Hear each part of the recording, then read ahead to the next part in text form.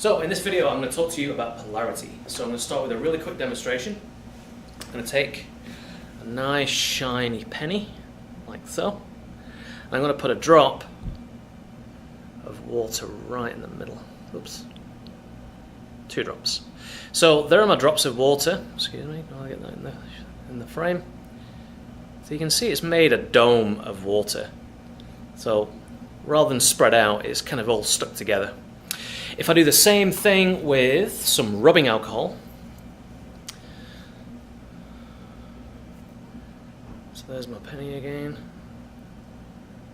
a few drops of the alcohol. See, I actually put about 3 or 4 drops on there and it all spread out and it's actually running down my finger. So, water's got some special properties, but what could possibly cause that difference? We've got 2 molecules in the case of water and isopropyl alcohol, which is in rubbing alcohol. What causes that difference? Why do these behave so differently when you try and put a drop on something? Well, the big idea is about polarity, and that's what we're going to be learning about in this video. So the definition of polarity is it's the separation of charges, or a dipole. So dipole, you can think of, a good example of dipole is North and South Pole on opposite ends of the globe. But we're going to be dealing with polarity in the terms of electric charge, so we'll have a negative charge and a positive charge. And those 2 charges are separated.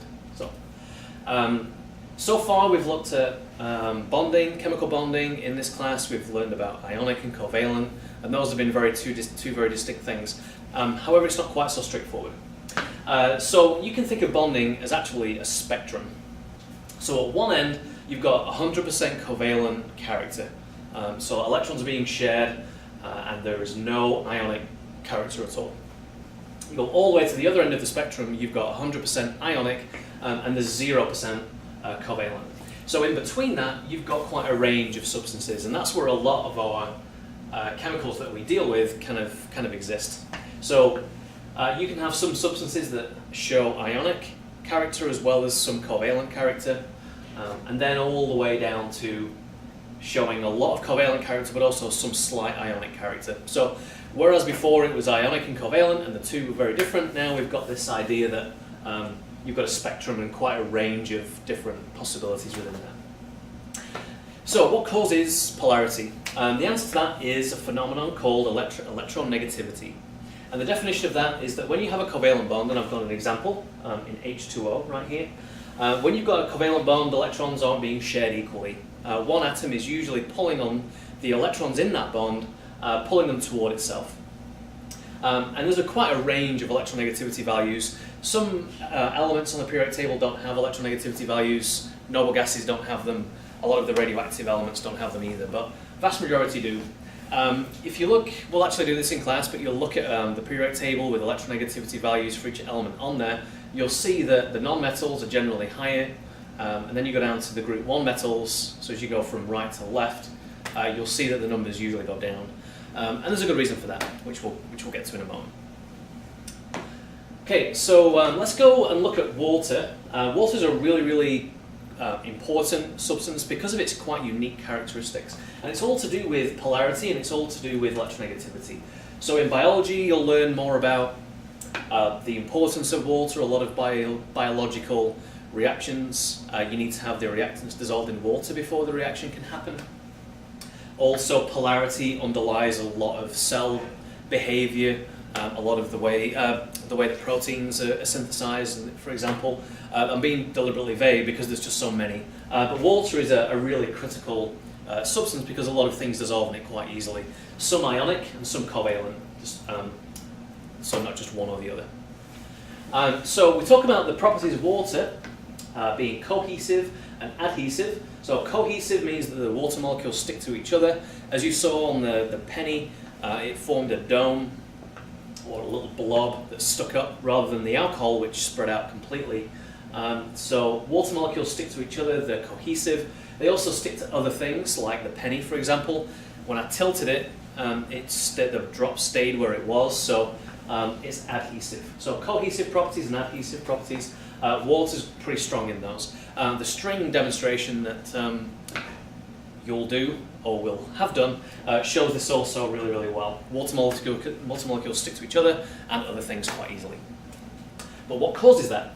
Because if you look at this molecule of water, we've got a total of 8 electrons around the oxygen. So remember, oxygen's in group 6, it's going to make 2 covalent bonds when it forms a covalent substance. It's going to share 2 more electrons with each hydrogen, it's going to fill its energy level, and it's going to be completely stable. Hydrogen, on the other hand, is sharing 1 electron, so that's completed its energy level. So what seems as though there'd be nothing else to say about water, really, if it's completely stable. So what causes the cohesive and adhesive properties? Well, water is a polar molecule, and that polarity is caused by the electronegativity. So the electronegativity of oxygen is much higher than hydrogen. So that means that these electrons in this covalent bond are being pulled this way. So they're being pulled towards the oxygen. And so the reason why that happens, and the causes for electronegativity, there are 2 main reasons that kind of contradict each other. But as you add more electrons and more protons, so as you go from left to right on the periodic table generally, electronegativity increases. And that's because if you think of more electrons and more protons, it's like more magnets being able to attract each other and pull towards each other. So you would expect electronegativity to increase as you go from left to right. There is a kind of a little caveat to that, because as you add more energy levels of electrons, the inner energy levels interfere with the attraction between the outer energy level electrons and the nucleus. So let's draw one of these old-fashioned diagrams that we used to draw.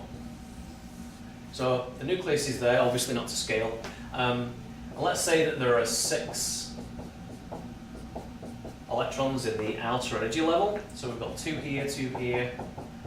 Well, this would actually be sulfur, I just realised. So sulfur is also in group 6, it's got 16 electrons. So it's got 6 in its outer energy level. But the attraction between the nucleus and the outside, very outer energy level electrons, sometimes called the valence shell, is diminished because, or it's much less, because you've got this layer of electrons, this pair of 2, and then this energy level filled with 8. So you've got all these electrons that are interfering between the attraction between the nucleus and the outer energy level, even though you would expect, based on what I just said previously, that as you add more electrons and protons, the electronegativity should increase, because the attraction between negative and positive is increased. But that's also diminished as you add more energy levels of electrons. So that's true for, well, that is true. But for oxygen, and oxygen is the second most electronegative element, and the most electronegative is fluorine. So I'm just going to shift this diagram and talk about oxygen really quick. So it's got 6 electrons in its outer energy level. So oxygen's electronegativity is so high because in between the nucleus, the positively charged nucleus, and these outer energy level electrons, you only got 2 electrons interfering, or shielding is the official name, shielding the attraction between positive and negative. So if you've only got 2 electrons, that means generally electronegativity values are higher. You've also got just the right number of electrons and protons. So it's a strong amount of attraction. This energy level is almost full. So when oxygen makes these bonds with hydrogen, it doesn't just want to share electrons, it wants to completely take those away. So it's trying to steal these 2 electrons. It's almost behaving like an ionic substance. It's trying to take electrons away because it wants to fill its energy level. Hydrogen, on the other hand, is much lower in electronegativity. It's only got 1 electron and 1 proton, so it doesn't really pull electrons toward itself with a lot of strength, because even though there are no inner energy level electrons, because hydrogen is only like this, there's only 1 electron and 1 proton, so the attraction is a lot less. So 2 main causes of electronegativity: the number of inner shell or inner energy level electrons, also the number of electrons and protons. And those 2 kind of contradict each other in the case that I just showed. But oxygen, though, it has just a perfect storm. It's got 8 electrons, 8 protons, that's a strong amount of attraction, and there are only 2 electrons shielding on the inner energy level. If we looked at fluorine, fluorine's the most electronegative element. Let's do it properly. So 7 electrons on the outside energy level this time, total of 9. So it's got 1 more electron, 1 more proton than oxygen, so it's more electronegative. So when it forms a bond with something like hydrogen, the reaction is almost completely ionic. So it's way over here on the spectrum. So even though it is covalent, sharing electrons, it shows a lot more ionic character. So those are the causes of electronegativity. Shielding of electrons of these inner energy level, and then the number of electrons and number of protons in an atom. Alright, so back to H2O. There's a reason why I've drawn the shape this way, and that's all to do with VS-EPR theory, and that polarity is kind of the thing we learn before we get to VS-EPR theory. So why I've drawn it like this will actually become clearer next week. But for today though, let's talk about electronegativity. So how we know that this is a polar molecule, we need to examine the bonds. So to do that, we're trying to tell if this is a polar molecule. So to do that, what we do is look at the different types of bonds. And there are only 1 type of bond in this molecule, and it's oxygen-hydrogen. So we'd write oxygen-hydrogen bond. Then we go to the periodic table with the electronegativity values, and then we take the big number and subtract the small number. So you take the element that's the biggest, in this case it's oxygen, 3.5, you subtract hydrogen, which is 2.1, and that gives you 1.4, I believe. Yes, it does. So the values that chemists work with to determine whether it's polar or ionic, that's right over here. So if it's 0.39 or less, it's non-polar. So if it's between 0.4 and 1.99, it's polar. And if it's 2.0 or greater, it's ionic. So it's not quite as straightforward as this always, because some molecules, you can't just assign a number to something and that works in every single case. There's some that don't actually fall within this pattern, but the good general guideline that we use in chemistry to determine if something's polar, non-polar or ionic would be this scale. So 0.39 or greater than 0.39, 0.39 or less, would be non-polar, so that would be 100% covalent or closer to 100% covalent. 0.4 to 1.99 would be polar, obviously, if it's 0.4 and it's slightly polar, but as you go towards 1.99, it's almost ionic. And then at 2.0 or greater, it is ionic. So if we do that, we see that this is a polar bond. So the bond between oxygen and hydrogen is a polar bond. So to show that, what we do is draw a delta charge. So hydrogen will be delta positive and oxygen will be delta negative. So it's not a full charge. It's not as though we've got sodium bonded to chlorine and there's a transfer of electrons. It's not a full ionic charge. It's a partial charge, not a whole way. Close the door.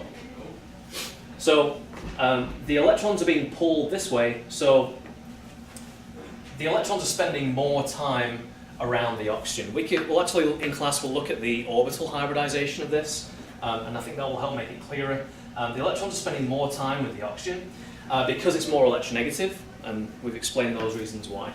So the electrons are up here more, away from the hydrogen, so rather than having zero charge or a full charge, we say it's got a partial charge, which would be delta negative. And then because the electrons of hydrogen that were around hydrogen are being pulled away, it's got a slight positive charge, because the number of protons is staying the same in each nuclei. So electrons being pulled this way, away from the hydrogen, so that becomes more delta negative. Oh, the oxygen, becomes more delta negative. Hydrogen's delta positive. Nope. Oh, okay. So, This is what makes oxygen a very sticky molecule. This is what gives it cohesive and adhesive properties. So water molecules can stick to each other. So if you imagine another water molecule down here, it can attract to this hydrogen, and then another one here and here, and that goes on and on and on all the way through water. So the physical properties of water are explained by this. It's got a high boiling point.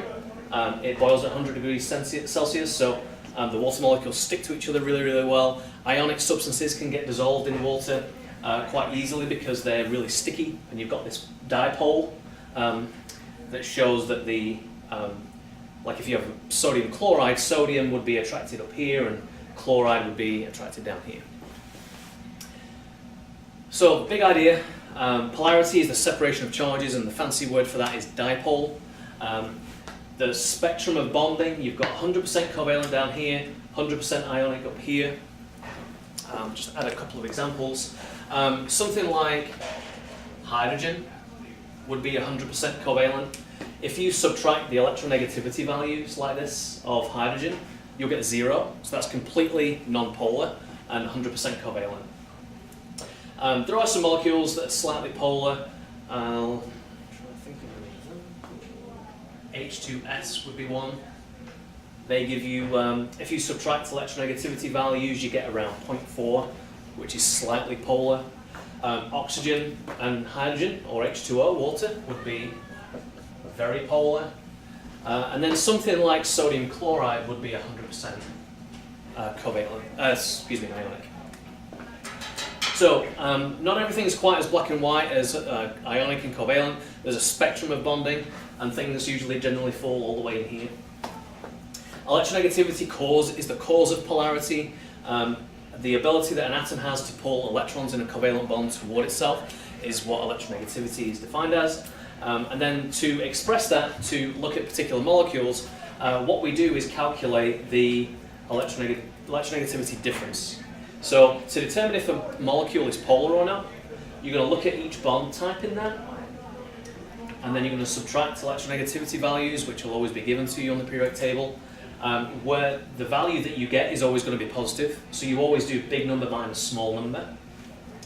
Then you look at this little chart and you decide, well, where does it fit? And that will tell you if it's polar or not. And then you draw in the delta negative charges. The element that's got the higher electronegativity value would be delta negative. The lower one would be delta positive. So polarity is really, really important in biology and our lives, because a lot of chemical reactions, biochemical reactions happen with water as a solvent. Also, just the general existence of Earth is really important because of H2O.